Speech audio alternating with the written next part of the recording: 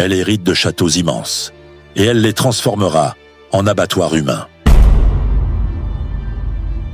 1560, dans les brumes de Hongrie, naît une enfant maudite. Elisabeth Báthory grandit dans un château où la violence règne en maître. À 15 ans, on la marie au redoutable comte Ferenc Nadasdy, le chevalier noir qui massacre les Turcs sans pitié. Pendant que son époux guerroie, Elisabeth découvre le plaisir de torturer ses servantes pour un simple regard. En 1604, Ferenc meurt au combat. Elisabeth, 34 ans, hérite de tous les pouvoirs. La Hongrie ne sait pas encore quel cauchemar vient de naître. Un soir d'hiver, Elisabeth gifle violemment une jeune servante. Le sang coule sur sa main blanche et elle remarque que sa peau rajeunit à vue d'œil. Cette découverte change tout. Elisabeth comprend que le sang des vierges peut lui donner l'éternelle jeunesse. Dès lors, ses châteaux deviennent des pièges mortels. Elle fait enlever des centaines de paysannes, les torture dans ses cachots, recueille précieusement leur sang. Elisabeth se baigne dans ses bains carmins. L'aristocrate raffiné devient un vampire assoiffé. Elisabeth perfectionne son art macabre dans les caves de Chartis. Elle invente des tortures inouïes, aiguilles plantées sous les ongles,